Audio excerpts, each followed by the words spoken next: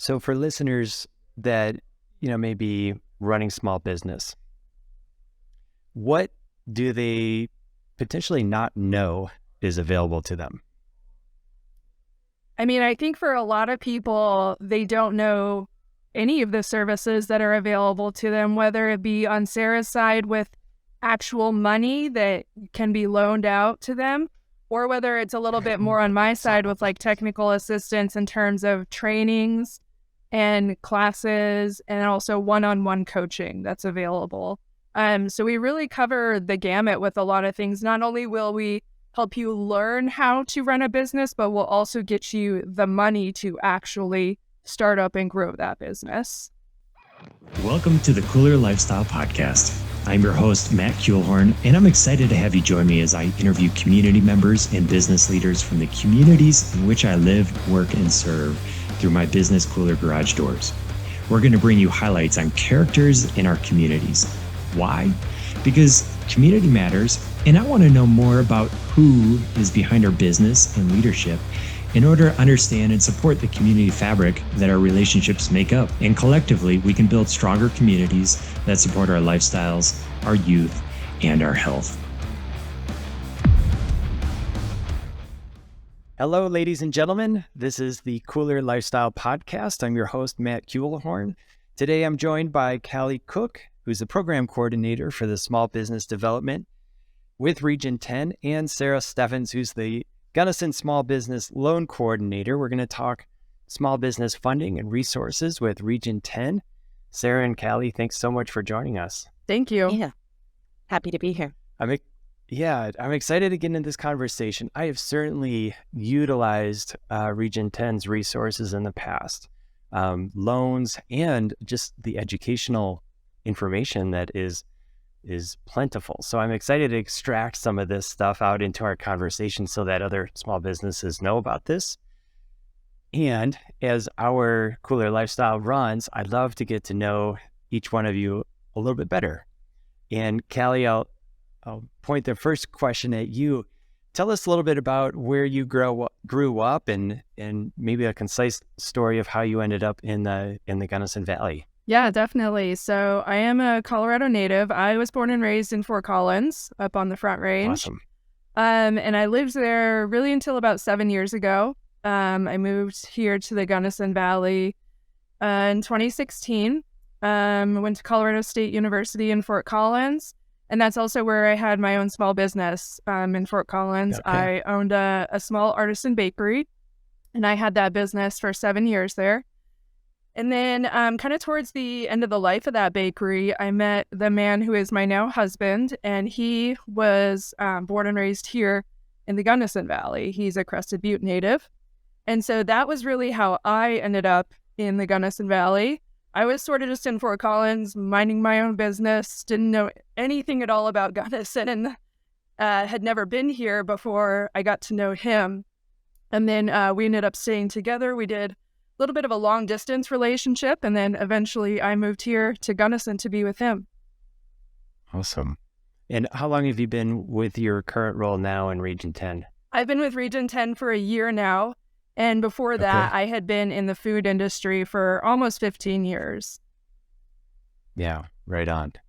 That always seems like a challenging business industry to be in. So probably have some good resiliency, if nothing. I would argue that it's one of the most challenging industries to be in, especially for a business owner. I think it's one of the most difficult ones. Yeah. And that's not even touching on the last 2-3 years and COVID and lockdown. And oh man, Sarah, how about for you? Where did you grow up? So I grew up in Alamosa, so a native as well. Okay. So not too far away. And I came here to Gunnison right after high school. I went to Adams State a little bit for a semester or two, and then decided to come over to Gunnison for the skiing and snowboarding opportunities. And then eventually started going to Western as well.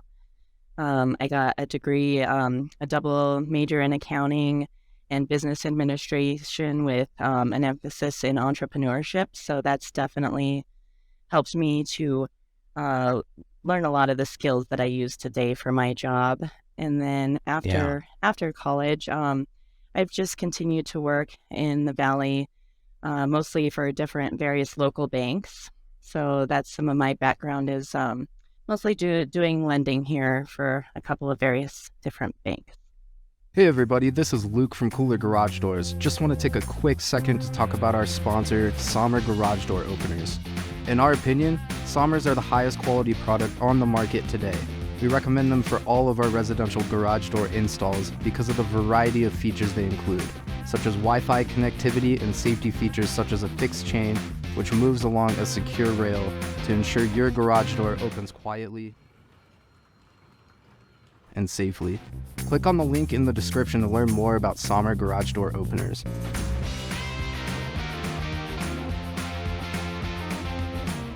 Yeah, I love it. And how long have you been with your role in Region 10? Similar to Callie, we both started at the same time. So we've been here for just over a year, and we opened up the Gunnison Valley office. So we serve Hinsdale County and Gunnison County from our Gunnison office, which has been really amazing and great. Yeah, I love that. So I want to get to Region 10, but before I get there, I'd like to get a little bit more uncovering of the drive. And so my questions to both of you is, the why. And so when we get engaged with whatever organization, usually there's like a mission or a reason for it, and I'm sensing that there's a little bit more to your interest in Region 10 and small business in particular than just being a job. What fires you up? What gets you excited about your current roles?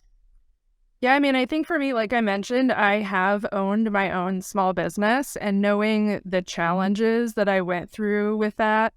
And I also, when I owned that small business in Fort Collins, I utilized the SBDC services through the Larimer County SBDC. So I was already familiar with that organization and what they had to offer. And so after I owned that business, I stayed in the food industry, specifically with other very, very small food businesses, either as a manager or something, kind of higher level, but not an owner. And I continued to see just how challenging it is to own and operate a small business, and just really felt motivated to help other people through the experience that I myself had gained by doing that. I love it. What's the internal drive for you, Sarah? Well, definitely to see some of the businesses that we're able to help thrive in our communities is really amazing. And to see all our locals be able to utilize the services that these businesses are able to offer is just amazing for sure. Yeah, I love that. I look at business as just a critical factor for communities. And when there's strong business, that can oftentimes correlate to strong communities. And, one of my drives to develop a business and a brand is really to strengthen the community in which we live, work, and play. So I honor those perspectives. Who wants to take kind of the umbrella question and explain what Region 10 is, and maybe a little history of Region 10 and start poking into some of the resources that are available? Yeah, I can do that. So Region 10, actually, we just had our 50th anniversary last year. So it was started in 1972. As I mentioned, it's based out of Montrose, but it covers 6 counties, which is kind of where the name Region 10 comes from. So Colorado is divided into different regional areas in terms of economic development, which is sort of the overall umbrella mission of Region 10. So our counties that we cover, like we said, are Gunnison and Hinsdale County, but then also Montrose, Delta, Ouray, and San Miguel counties. And it's kind of hard to encapsulate what Region 10 does because it does so many different things. But economic development could kind of be that overarching thing that we do. So really supporting communities in those 6 counties to help them with community development and infrastructure, things like transportation, but also we do a lot of work with senior services and healthcare. We do healthcare counseling for Medicaid and for the sort of government level Obamacare healthcare that is out there, senior services like meal help and assistance, and then also the Small Business Development Center. And the Small Business Development Center is its own entity because that's a nationwide organization, but Region 10 is the organization that hosts it for this area. And so the Small Business Development Center for us as well covers those same 6 counties. So it can sort of be boiled down to businesses, senior and healthcare services, and community services. Copy that. Is there a relationship, or what is that relationship with the SBA? And the SBA is like the national, right? Like the Small Business Administration. Yes, the SBA is a national level organization, and it is a part of the federal government, so that receives federal funding. But then to sort of administer those services, it gets broken down state by state and then also region by region so that those services can be administered locally and tailored to the local needs of those areas. Copy that. So some of the loan funds are provided by the SBA. Then we also do technical assistance as well through the SBA. So a lot of the technical assistance that we provide our businesses with are reported to the SBA. Yeah, awesome. So for listeners that, may be running small business, what do they potentially not know is available to them? I mean, I think for a lot of people, they don't know any of the services that are available to them, whether it be on Sarah's side with actual money that can be loaned out to them, or whether it's a little bit more on my side with like technical assistance in terms of trainings and classes and also one-on-one coaching that's available. So we really cover the gamut with a lot of things. Not only will we help you learn how to run a business, but we'll also get you the money to actually start up and grow that business. I love that. And would this be for new business owners that have been in the game for a number of years, small company, big company? Is there a range? There is. So in terms of what stage your business is at, that does not matter. You can be in a position where you're just in the idea phase of your business, but you haven't actually started it yet. And maybe you're just looking for help with refining that idea and deciding whether or not it's really a good business idea to go through with. Maybe you're in the startup phase. I would say the startup phase is what most of the clients that I work with are in. They're really just learning the nitty-gritty on how to legally get that business up and running and get some best practices under their belt to get it going. Or you can be well into your business. You could be a decade into your business or more, but still need assistance because maybe your business is going to be going through a growth spurt, or maybe a major pandemic just happened and your business has completely changed. And in order to stay afloat, you need to pivot, and you have to pivot right now. That really doesn't matter. We have the ability to help you at any stage. In terms of the size of your business, that's really where the only restrictions come in. We categorize a small business as having under 500 employees, which is still actually a pretty large business. So that still covers a lot of the businesses that are out there, especially in our area. Yeah, copy that. Sarah, what type of funding? Are we talking capital? Are we talking like cash flow, line of credits? What's available? So right now, Region 10's Business Loan Fund offers loans for all types of things, really, for startups, as we had mentioned before. Maybe if people are looking to purchase additional equipment, expansions types of situations, especially if the business is creating and retaining jobs. That's a big one for us. So it definitely benefits our economy in that situation. And so we can offer all types of different loans. We don't do currently lines of credits, but it's something that we're looking at offering in the future. Mostly any other type. Beautiful. Question that's coming up. So, as a business owner, I have definitely pushed myself to get out of my comfort zone. And I think any business owner can appreciate that and understand that that's part of the game. And to go and say, I need help, whether it's financial or education, can sometimes be a little bit of that challenge of going outside. What is it like for business owners? I think we could also say how, but we'll certainly cover the how do we get in touch with Region 10 and you two, and we'll include that in the show notes. But what's the process look like? So if I'm a business owner, I'm like, yeah, I could use a resource. Maybe I don't know exactly what it is. Maybe it's money, maybe it's education, maybe it's all the above. Like, what are some of the steps? How does that play?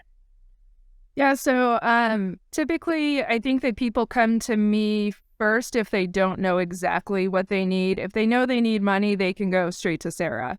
But if they're sort of just a little bit unsure of what help that they need, they can come to me and we can kind of talk through where they're at with their business. Like I said, we do one-on-one consulting. And so a lot of our clients come in starting with some one-on-one consulting and just setting up an appointment to talk through where they're at with their business and what we could possibly help with in that situation. And then if it is something like they really just need funding, we can send them to somebody like Sarah to help sort that out and dig a little bit deeper into what kind of funding they need, what they're qualified for, if Region 10 is the best loan for them, or if it'd be better off going to a bank or to another source. So that's kind of how we get people in the door first. We also offer some classes and workshops, and some people find out about us through those workshops, come to a class to learn about a specific topic, and then realize that we actually have a lot more to offer as well, and maybe come into some consulting after that or connect with our business loan fund for funding. Love it. What do you think goes into making a good business? Oh, gosh. That's a tough question. I think that, first of all, people, and I think this is true for most small business owners, but I think people find something that they're really, truly passionate about. And so I think that that's a really core part of it, is the reason that you got into the business in the first place. If it's something that you're truly passionate about and that you love, I think it's really easy for people to then make that the next step of actually turning it into a business. I think that's really the first step in most situations. Yeah, absolutely. And then also from there, creating a solid plan. Creating a business plan is so helpful for people that are just in that idea phase to really get things out onto paper and to refine exactly what they want to do, who they want to serve, those types of things. And so I've seen that creating a business plan can create a strong business as well. I will admit, so I used to not love the idea of creating those plans. And I was more just wing it and see what happened. And then, as I gained some experience and some great mentors, I mean, the plan is critical. Even knowing that usually the plan's going to get tossed out the window as soon as everything starts.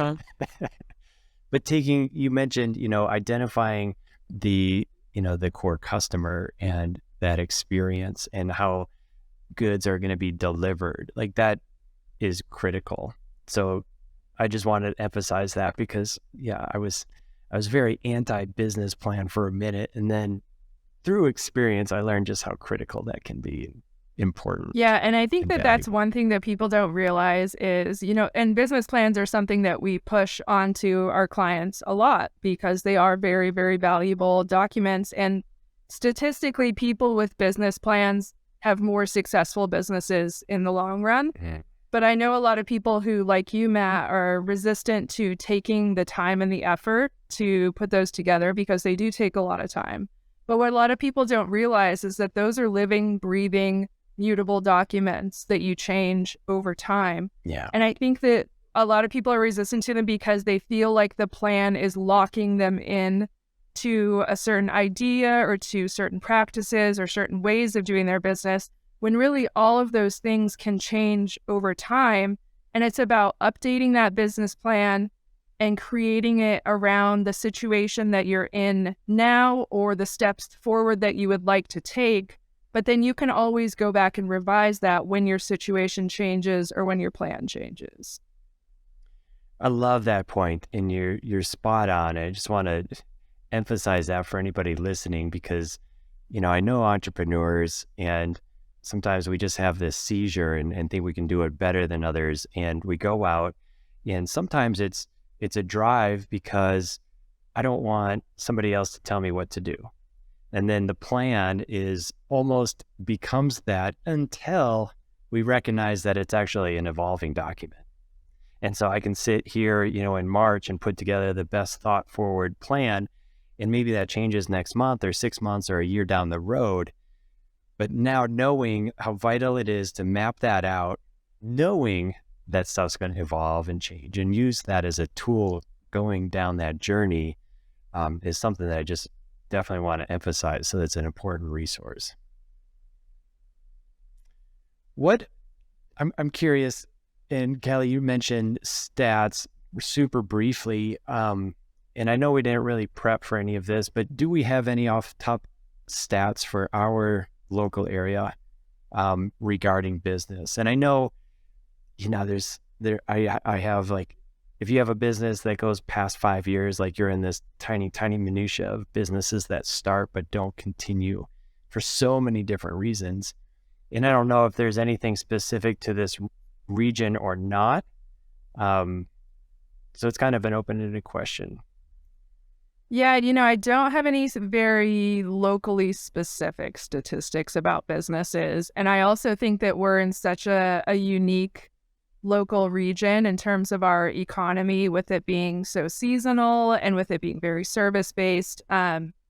It would be interesting to look at some of those statistics, but we're also in a very, very challenging area to own and operate a small business. And so I actually wonder if maybe those statistics don't look very favorable for our area because it's so difficult to have a small business here, but I don't actually know any numbers in terms of success rates.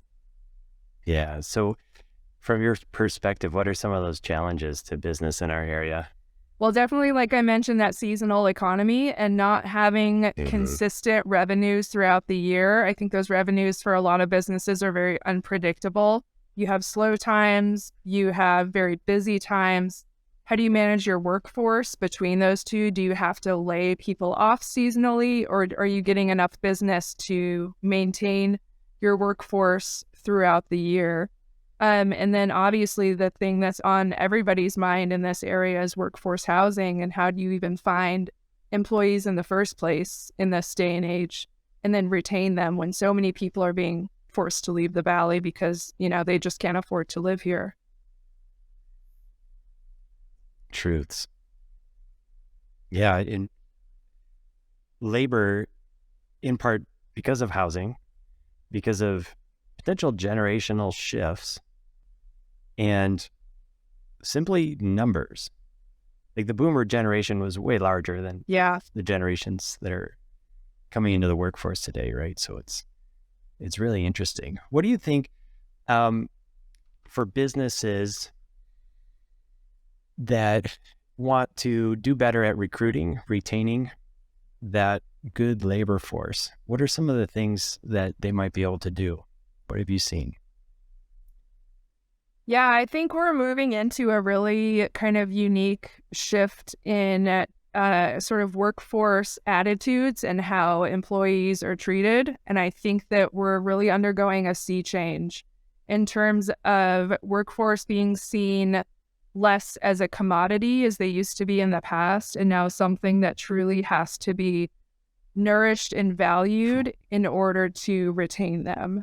And the SBDC, actually one of our other Colorado SBDC regions, is putting on some workshops this month. 3 workshops kind of specifically in that regard to workforce retention and how to keep people around, because I think it's so much less about just a paycheck these days, although that paycheck is still very, very important, especially in an expensive region to live in, like where we are. And it's also about adding on all these other sort of work-life balance elements that have to be brought into the workplace, things like health benefits, time off, a better sort of mental health attitude towards work, where people aren't, dug into the ground in terms of their work-life balance. So I think that's making it harder and harder to own a small business that employs people, but at the same time, that's really lifting up the employees who are keeping those small businesses afloat. I love that.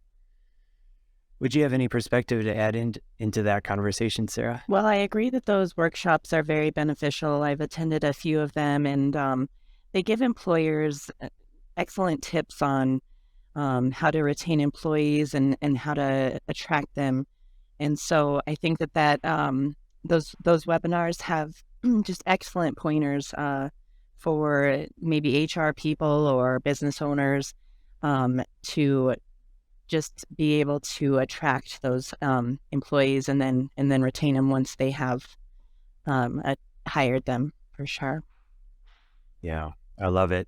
I think it's one of the largest challenges, and then with every challenge, there's that opportunity. So for the businesses that can figure out how to recruit and, energize humans into their workforce, I mean, that's the opportunity there, and education's needed.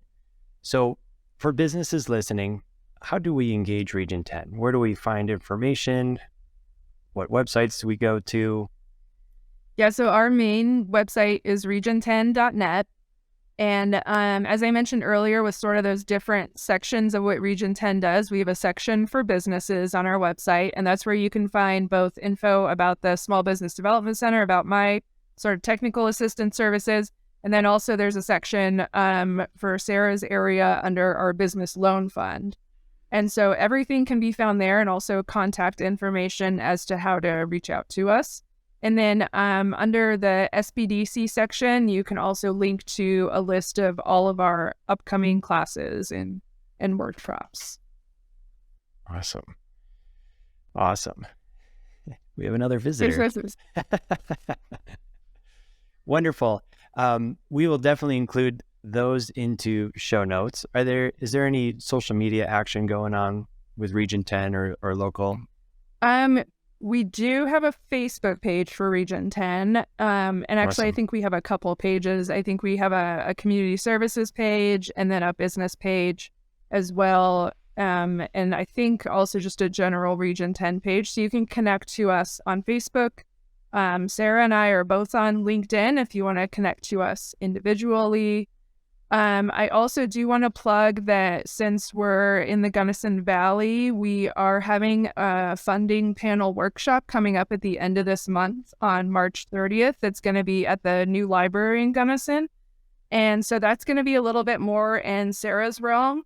We're going to be bringing in a few different people who can speak to the different types of funding that are available for small businesses, and kind of go through who those different options are best for, so that if you have a small business, you can find out a little bit more about what kind of funding is right for you. And that's going to be a free event. Awesome. Yeah, a lot of the times what we do is work with banks. We collaborate with banks or different institutions. And so that's a part of this event, is to explain how some of that might take place. And to have some banks there as well to provide education. Yeah. Beautiful. Awesome. Great information. Such a cool resource for small business. I've disclosed that I've definitely used those resources, and I will continue to do so, as they're just, they're for building business. So I really appreciate both of your time and knowledge and resource. And we'll see what we can do to push business owners into reaching out and engaging. And thank you so much for the conversation today. Thank you. Yeah, thank you, Matt. Ladies and gentlemen, thank you so much for listening to the Koolers Lifestyle Podcast. We count on your subscriptions, your likes, your shares, and I encourage you to do that now. If you're watching on YouTube, go ahead and subscribe, lower right-hand button. If you're on audio, download this, share it, and we look forward to having you on the next one.